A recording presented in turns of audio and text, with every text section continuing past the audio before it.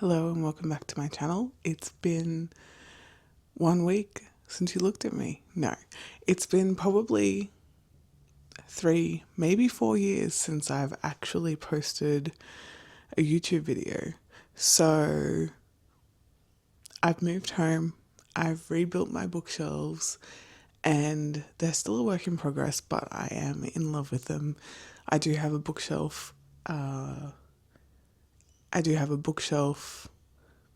renovation building video coming soon.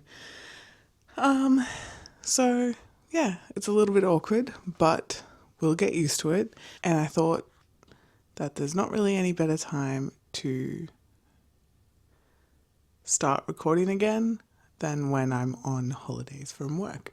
Well, the first video that I'm going to record is looking back at 2025 just quickly and revisiting my 25 books in 2025 challenge.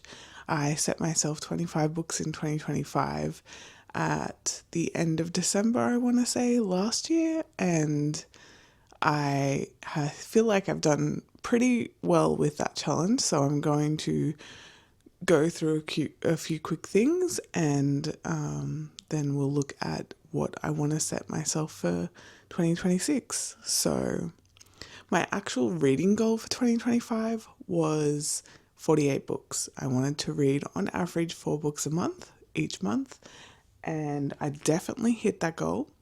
Definitely hit it. I read a total of 148 books. I finished the last book of the year yesterday or the day before, and that was, I don't know if it's in frame there, I've just put it back on the shelf, Sword of Kaigen, which I'm thinking is going to be like a god tier book for me. It's a 5-star for sure. Is it going to be a 6-star? We'll see. But I definitely loved that book. So I'm glad that that's the book that I ended the year on. I read a fair bit of nonfiction. By fair bit, I could read more, but I read at least 1 book for every month. I'm pretty sure I read 12 nonfiction books, possibly 13. What else? Okay, so the 25 in 2025, I've got my story graph up on my phone, and I also just have a piece of paper that I've been writing on for the last few weeks, planning things. So my 25 in 2025 is currently 92%. Actually, let me just quickly update the Sword of Kaigen because I have finished that now.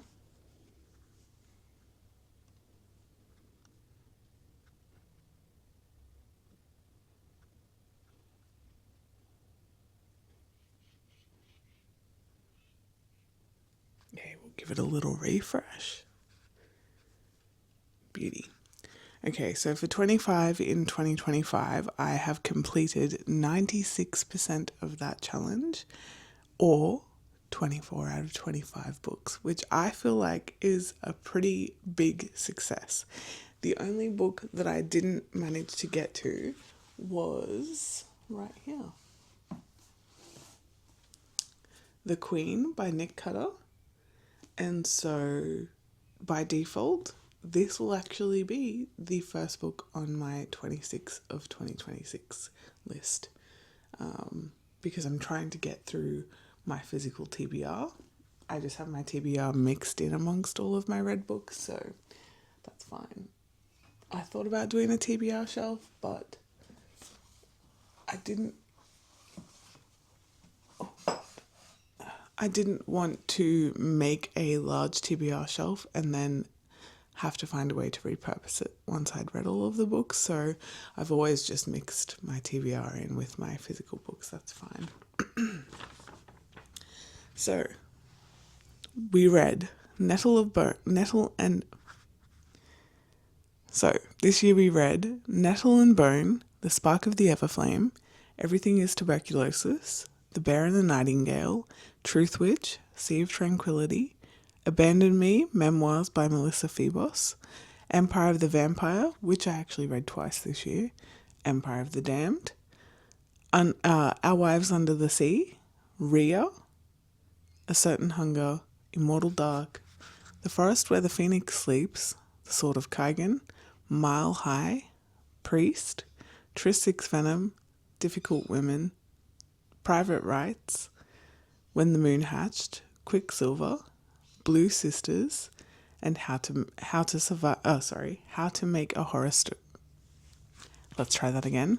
How to Make a Horror Movie and Survive. So, the only one on that list that I didn't read was The Queen, and the rest of them were complete. My least favorite of the ones that I read would be Mile High. I know I'm so devastated about that. I love a hockey romance, but Mile High, book 1 in the Windy City series by Liz Tomford. I really disliked that. I only finished it because I wanted to complete this challenge, but I found the MMC to be feral in a bad way, not in a good way. He reminded me of a hockey player that is around in real life who I really dislike. So yes, that is my least favorite of the books that I read for this challenge. In terms of my favorite, that's hard because Sword of Kaigan was a 5-star, potentially 6-star book. God tier. I'm still thinking about it. Granted, I did finish it 2 days ago, and it's probably recency biases, but yeah, I just can't stop thinking about that book. However, I do have another favourite book on that list, and I think that has to win. Can't see her easily here at the moment, but that one is Blue Sisters by Coco Malors. Pardon me. Blue Sisters by Coco Malors. That one was slow, meandering. It was more of a character study than a plot. There was a plot there, but it was kind of in the background. What you're really getting from that book is the dynamics between the sisters, the relationships, the way that they fuck up and fix their fuck ups, the way that they all feel a little bit guilty for what has happened, but learn that they're not to blame. And, it was just beautifully written. I have read Cleopatra and Frankenstein, which was Coco Malors', I think, debut release. I did enjoy that one as well. That one took me a while to read, but I don't know. Blue Sisters just had something in it. It could be that it was a sister-driven book. I love stories with familial relationships like brothers and sisters and stuff, figuring things out. It just really hit me hard, and I really slowed down with that one. I did a lot of thinking while I was reading it, and it definitely broke my heart. And if you want me to rate a book 5 stars, make me cry. It's 5 stars in my book. Make me cry, and I've won. The book has done exactly what I wanted it to do. So I do love a book that can make me cry. So I think that technically has to win first place, because Sword of Kaigan did make me tear up, and it is a god tier. I'm calling it now. I keep saying it. Sword of Kaigan is a god tier book for me. It is probably a 6-star book. And and Blue Sisters was only a 5-star book, but 5 stars still pretty good, right?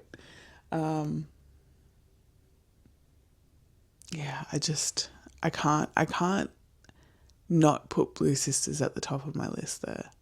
The other reason why Blue Sisters has to be at the top of my 25 books in 2025 is because it is my number 1 book for 2025. It's my favorite book. So spoiler alert, if I was going to post any sort of stats video, you've gotten the answer right there. Blue Sisters is my favorite book of 2025, and I'm not mad about it. I did love that book. I read a lot of shitty books this year. I read a lot of middle of the road books, and I read a lot of great books. I think the majority of my ratings were in the 4 and 5 star category. Let's have a look, shall we? yeah, the majority of my ratings were 5-star books. So that's pretty much all I wanted to talk about in regards to my 25 books in 2025. However, we need to now pick the 26 books for 2026. So let me bring out my trusty piece of paper. We do know that Queen by Nick Cutter, or The Queen by Nick Cutter, is going to be not the first book I read, but the first book on the list of 2026. Then I'm thinking that I mainly want to pull books from my bookshelf. There might be a few new releases, but books from my bookshelf, I think, is where I'm going to go with this. So here's my draft list, and editing me is going to have to count. So, The Queen by Nick Cutter, Yellowface by R.F. Kuang, Reconstruction.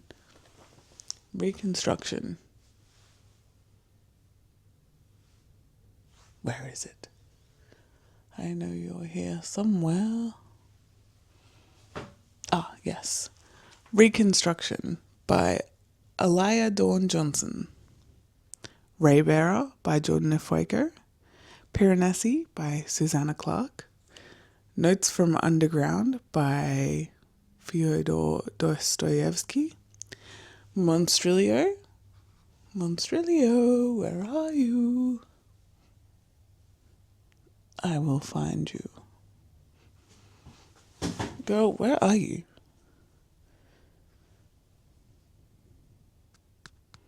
One of these days.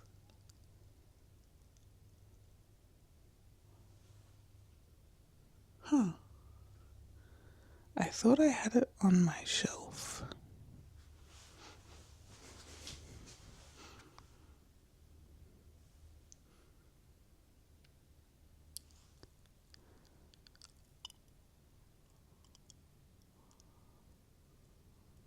Oh, there it is. Right in front of me.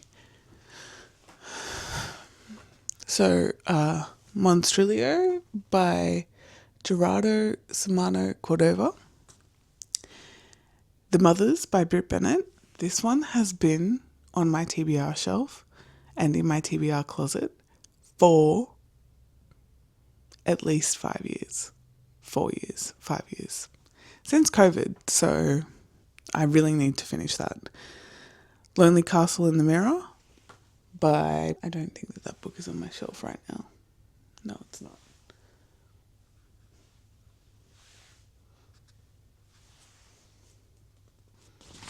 Give me 1 second and I will tell you. Lonely Castle in the Mirror by Mizuki Tsujimura. Sorry if I butchered that. How High We Go in the Dark by Sequoia Nagamatsu. Now, I think that her name is Rachel Zorna, but Crying in H Mart. Where are you? Crying in H Mart by Michelle Zorna, not Rachel Zorna. So, Earthlings by Suyaka Murata. The Lamb by Lucy something or other. Goodness me, I really need to... Ah yes, The Lamb by Lucy Rose. Then I have some library books that I've recently just brought home that I want to read. So we have The Butcher in the Forest, Feast While You Can, The Wolf and the Woodsman. Then we have some new releases that I'm looking at. So we have Half His Age by Jeanette McCurdy. We have Through the Gates of Garnet, etc., whatever the next Wayward Children book is that always gets released in January by Shauna Maguire. We have something called Operation Bounce House that I've put down, so could be exciting. Wolfworms, we have... where are we? Wretch by Eric LaRocca. We have Japanese Gothic. We have The Library After Dark, Brigands and Bread Knives, which I've just recently got, The Raven Scholar, which I've just recently got, The Master and the Margarita, which I've wanted to read for a while. Anyway, I think that I've mentioned way more than 26 books, but those are essentially a list of all of the books that I'm excited to get to and prioritize for 2026. So basically, I'm going to go through the list after this, and the first 26 that I mentioned are the 26 books in 2026 that I want to read. So yeah, let's hope that this year is just as successful, if not more successful, than my 25 in 2025. And I hope I see you all again soon. I hope that I keep posting videos. I have lots of ideas going around up in my head, up in here, about what I want to do with this room, what I want to post on here on my channel. I just have a lot of new responsibilities that I have to take on with the new place, and also just in general, being in my early 30s. I hope being in my early 30s, I've taken on a lot more responsibility. I'm very thankful for everything that I have. I don't have kids, so I don't have that responsibility, which I'm very lucky to be able to do the things that I want to do for now. And yeah, this was a very chatty, unscripted, spur of the moment video, but I really wanted to get my 26 in 2026 out there. I just felt like I needed to recap my 25 in 2025 and my reading in general for 2025 before I put my 26 in 2026 out. So here's to 2025. I had a really great year. I really enjoyed everything that came my way, even the hard things. I've kind of learned how to deal with things in a more mature and thoughtful way than I have in the past. And I mean, I was lucky enough to be able to buy my own house this year, with my husband, of course. But that is something that I never thought that I would be able to do. So I'm very proud of us for doing that. And 2025 is going to be a great year forever in my books. So let's hope 2026 is, again, the same as 2025, if not better. And I'll see you all next time. Bye.